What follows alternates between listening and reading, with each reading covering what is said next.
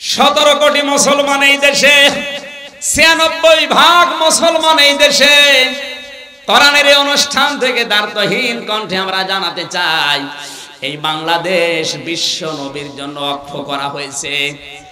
কারণ নবীজি যদি পৃথিবীতে না আসতেন বঙ্গবন্ধু হতেন না, আর বঙ্গবন্ধু যদি বাংলাদেশে না আসতেন এদের স্বাধীন হতো না। সুতরাং স্বাধীনতার পেছনে মূল কারণ আমাদের নবী। এই কথা বলছেন না, উনি না আসলে পৃথিবীতে আল্লাহ তৈরি করতেন না এটা।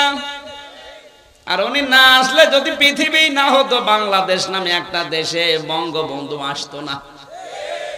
আর উনি যদি এদেশে না জন্মাতেন আমরা স্বাধীনতাও পেতাম না।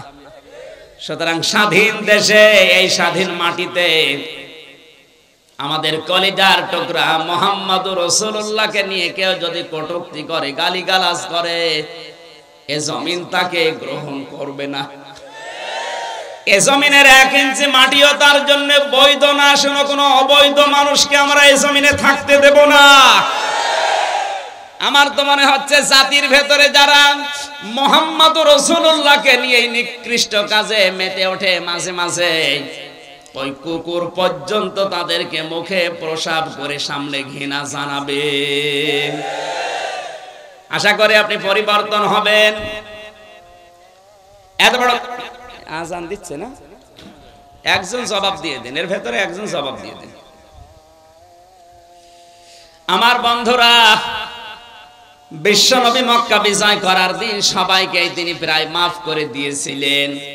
জানিয়েছিলেন সাহাবীরা যারা কাবা শরীফে আশ্রয় নেবে তাদেরকে কিছু বলবা না, যারা আবু সুফিয়ানের ঘরে থাকবে ওদেরকে কিছু বলবা না, যারা নিজেদের ঘরে অবস্থান নিয়ে দরজা আটক করে রাখবে তাদেরকে কিছু বলবা না।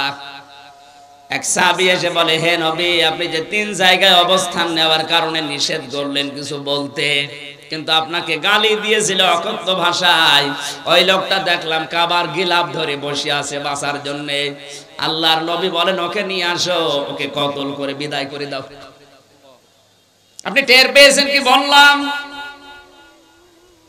যাদের বিরুদ্ধে মাপের ঘোষণা দিলেন, যাদের পক্ষে, সেই লোকটা গালি দিয়েছিল রাসূলকে। এজন্য নবীজি বললেন, কাবার গিলাফ ধরে আছে তাদের করে নিয়ে আসো, ওকে হত্যা করে বিদায় করে দাও। দুনিয়ায় থাকার কোনো অধিকার তার নেই।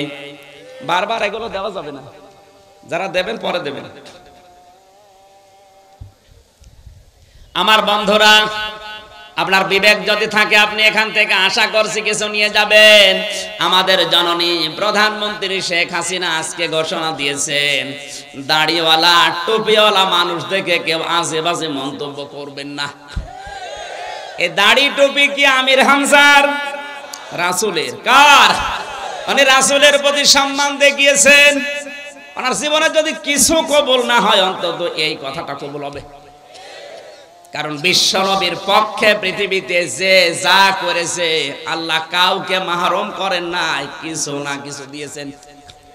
নবীজির আপন চাচা আবু লাহাব, এই লোকটার মতো নবীকে কষ্ট দিয়েছে পৃথিবীতে আমি আর কাউকে পাইনি। কারণ তার পুরা জীবন পড়ে দেখেছি, সব চাইতে বেশি কষ্ট দেওয়ার কারণে আল্লাহ তার নাম ধরে একটা সূরা দিয়েছেন, সূরা লাহাব। কোন সূরা? আল্লাহ তাআলা বলেন, তাব্বাত ইয়াদা আবি লাহাবি ওয়া তাব। শব্দের দিকে খেয়াল করেন, তাব্বাত ইয়াদা নেছিল 2 বছরের কারণে নুনটা পড়ে গেছে। আল্লাহ তাআলা বলেন, তাব্বাত ইয়াদা, ধ্বংস হয়ে যাক আবু লাহাবের 2 হাত, এবং সে নিজে, এবং সে ধ্বংস হয়েছে। শব্দের দিকে খেয়াল করলে দেখতে পেলাম আবু লাহাব নবীকে পাথর নিক্ষেপ করেছিল 1 হাত দিয়ে। কয় হাত? এখানে আল্লাহ কয় হাতের কথা বললেন? আরো জোরে। আল্লাহকে অবিচারক না মানে? এখানে এদন না দিয়ে এদা দিলেন কেন?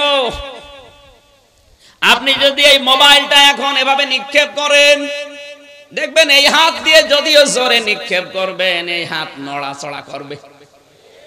আসতে বলে আবু লাহাব পাথর ঠিক নবীর দিকে এভাবে নিক্ষেপ করেছিল, কিন্তু ওর এই হাত, এই বামটা নড়াচড়া করে শক্তি জুগিয়েছিল। আজ বাংলাদেশ সহ বিশ্বে যারা বিশ্ব নবীর আদর্শের বিপক্ষে আছেন, নবীওয়ালা মানুষগুলোর বিপক্ষে আছেন, আল্লাহর নবীকে নিয়ে যারা কটূক্তি করেন, বাবারও ক্ষমতা আপনার ছিল না যদি পেছন দরজা দিয়ে আপনাকে কেউ নাড়াচাড়া না দেয়। আপনাকে আহ্বান জানাচ্ছি, হয়তো ডান হাত দিয়ে অনেকে চেষ্টা চালাচ্ছে বিভিন্ন কায়দায়, আপনি যে রাঘব বোয়াল বাম হাত দিয়ে পেছন দরজা দিয়ে নাড়াচাড়া দিয়ে সাহস যোগাচ্ছেন, আল্লাহ পাক যদি আপনাকে ধরে, পেছন দরজায় যারা আছে তারাও ছাড় পাবেন না। আল্লাহ ইয়াদা শব্দ দিয়ে এটা জানিয়েছেন, আবু লাহাবের তো এক হাত ধ্বংস করলে ওর শাস্তি হয়ে যেত, ওর ডান হাত ব্যবহার করে নবীকে কষ্ট দিয়েছে, বাম হাতটা আমি ধ্বংস করলাম এই কারণে, কারণ ওই হাত একটু নড়াচড়া করে সাহস জুগিয়েছিল, শক্তি জুগিয়েছিল। এতটুকুই না, ও যার উপরে ভর করে এই কাজ করতো, ওর প্রভাব প্রতিপত্তি ছিল, টাকা পয়সা ছিল, এই কারণে আল্লাহ পরবর্তী আয়াতে দিয়েছেন, মা গনানুহু মালুহু ওয়া মা কাসাব। যার উপরে নির্ভর করে নবীর বিরুদ্ধে অবস্থান নিয়েছো, তোমার ওই টাকা পয়সা কোনো কাজে আসবে না যেগুলো তুমি অর্জন করেছিলে। আবু লাহাব ওই সময় ছিল ওই দেশের ধর্মমন্ত্রী। কি ছিল? আসতে বলেন। ওর ধর্মমন্ত্রীকে পর্যন্ত আল্লাহ ছাড়েননি। অমা কাসাবা, সে যা অর্জন করেছিল, টাকা পয়সা, ক্ষমতা, প্রভাব প্রতিপত্তি, কার পেছনে লাগার কারণে? নবীজির। জোরে বলুন। আল্লাহ তো শেষ করতে পারতেন এই দুইটা আয়াত দিয়ে। আল্লাহ তাআলা বলেন, সায়াসলানা রংদাতালাহাব। এত রাগ আমার আল্লাহ, এত ঘৃণা তার উপরে প্রদর্শন করেছেন, এই দুইটা আয়াত দিয়ে আল্লাহ এই সূরা শেষ করেননি। আল্লাহ সিন দিলেন, সিন, সাউফা, কদ, লাম, এরকম 13টা শব্দ আছে আরবি গ্রামারে। কোন সেন্টেন্সের আগে যদি একটা আসে অর্থ হয় অতি তাড়াতাড়ি। আল্লাহ তাআলা বলেন, অতি শীঘ্র ওকে আমি আল্লাহ জাহান্নামের অগ্নিশিখায় প্রবেশ করাবো, অমরাত এবং তার স্ত্রীকেও। প্রশ্ন আসতে পারে, তার স্ত্রীর দোষ কি নাকি? আবু লাহাবের স্ত্রীর দুইটা দোষ ছিল। এক নম্বরে নবীজির আপন চাচী সব সময় ঘরের কথাগুলো যা শুনতো ওগুলো বাইরে যে মানুষের কাছে প্রকাশ করে দিত। দুই নম্বরে নিজের স্বামীকে দিয়ে সব সময় নবীকে কি করে কষ্ট দেওয়া যায়, দুঃখ দেওয়া যায়, এই বুদ্ধি পরামর্শগুলো বাড়িতে বসে বসে স্বামীকে দিত। আজও বাংলাদেশে অনেকে টকশো করে দেখবেন, বসে বসে আল্লাহর নবীর বিরুদ্ধে কথা বলে, যারা আছে ওদেরকে আরো বলার জন্য উদ্বুদ্ধ করে। অত জোরে বলার দরকার নেই, আসতে বলে। আমার তো মনে হচ্ছে আপনি আবু লাহাবের স্ত্রী উম্মে জামিল, এই মহিলার ছোট বোন। আসতে বলে। আবু লাহাবের স্ত্রীর সবচাইতে মারাত্মক অপরাধ দুনিয়ায় ছিল এই মহিলা তালাতালি করা ভালোবাসতো। তালাতালি বোঝেন? বোঝেন না? একজনের কথা আর একজনের কাছে লাগিয়ে সম্পর্ক নষ্ট করা, এটা তো এ নওগাঁয় নেই, আছে মানে এটা বেশি।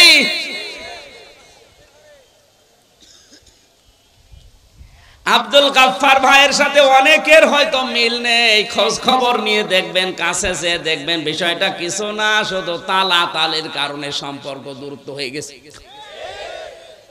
তালাতালি করা কত বড় মারাত্মক অপরাধ। আল্লাহর নবী বলেন, যে এলাকায় মানুষ তালাতালি করে ওই এলাকার মানুষের দোয়া কবুল আল্লাহ বন্ধ করে দেয়। আমরা এত বিপদে পড়ার পরে দোয়া করলে কবুল হচ্ছে না, আমার মনে হয় তালাতালি করা কোন লোক এলাকায় আছে না? নেই।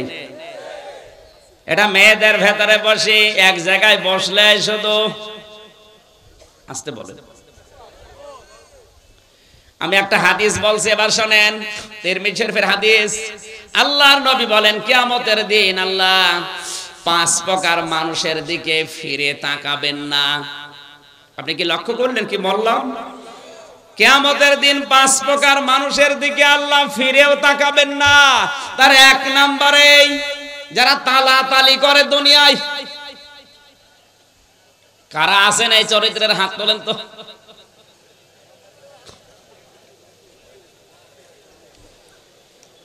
এই খেয়াল করেন, মুসা আলাইহিস সালামের জামানায় অনেকদিন বৃষ্টি বন্ধ ছিল।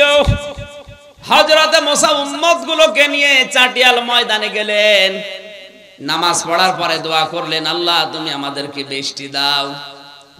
তিনবার মোনাজাত করার পরে বৃষ্টি হয় না। মুসা নবী রাগী নবী ছিলেন, তিনি রেগে গেলেন। ডাক দিয়ে বলে, রব্বুল আলামিন, এগুলো নয় আমার উম্মত, আমার মায়া লাগে, কিন্তু তোমার তো বান্দা, তোমার মায়া লাগে না। আল্লাহ তাআলা বলেন, মুসা মায়া লাগে তো বৃষ্টি দাও না কেন? দেব না। তোমার বান্দা মায়া লাগে, তুমি নিজে বললে, তারপরও বৃষ্টি দেবা না মানে? বলছে দেব না, দেওয়াই লাগবে।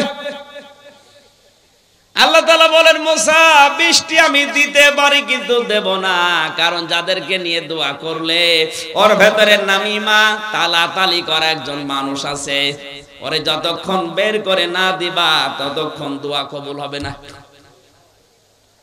হযরতে মুসা ডাক দিয়ে বলে, রব্বুল আলামিন, তুমি শুধু ওই লোকটার নাম বলো, দেখো কি করে ওর ঘাট ধরে বের করে দেব। আল্লাহ তাআলা বলেন, না, আমি নিজেই নাম ধরে গীবত করতে নিষেধ করি, আর আজকে আমি নিজে নাম ধরে গীবত করব, হবে না। মুসা নবী বললেন, আল্লাহ আমি তো আর আলিমুম বিযাতিস সুদূর না, মানুষের মনের খবর আমি তো জানি না, সুতরাং এই মুহূর্তে যদি ওর নাম ধরে তোমারে বলি, এতগুলো মানুষের সামনে তুমি ওর ঘাড়ে ধাক্কা দিয়ে বের করে দিবা, অপমান হবে, আমি পারবো না। হযরতে মুসা বলে, আল্লাহ আমি তো জানি না মানুষের মনের খবর, আমি টের পাবো কি করে? আল্লাহ তাআলা বলেন, মুসা তোমাকে আমি কয়েকটা সিমটম বলি, তার ভেতরে 1 নম্বরে তুমি সবাইকে নিয়ে তাওবায়ে নাসুহা করো। মন থেকে যদি সবাই তওবা করে, ওই লোকটাও তওবা করবে, আর যারা মন থেকে তওবা করে তাদেরকে আমি আল্লাহ বেগুনাহ ব্যক্তির মতো বানিয়ে দেই। সবাইকে নিয়ে তওবা করার পরে এবার মোনাজাত করলেন। মোনাজাত শেষ হতে দেরি, আমার আল্লাহ বৃষ্টি নাজিল করতে দেরি করলেন না।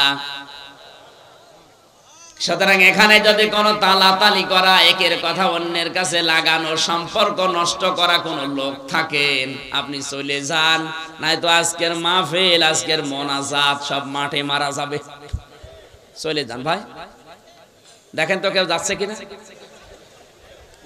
যেটা যাবে বুঝবেন ওইটা ওই 2 নাম্বার না, এটা বাদ দেওয়া লাগবে। আমি হাসির খোরাকি দেইনি, এটা বাদ দেওয়ার দরকার আছে না? আপনাকে কিয়ামতের দিন আল্লাহ ঘুরেও দেখবে না যে আপনি আল্লাহর বান্দা ছিলেন না বান্দি ছিলেন, তাকাবেই না। কয় প্রকার মানুষ?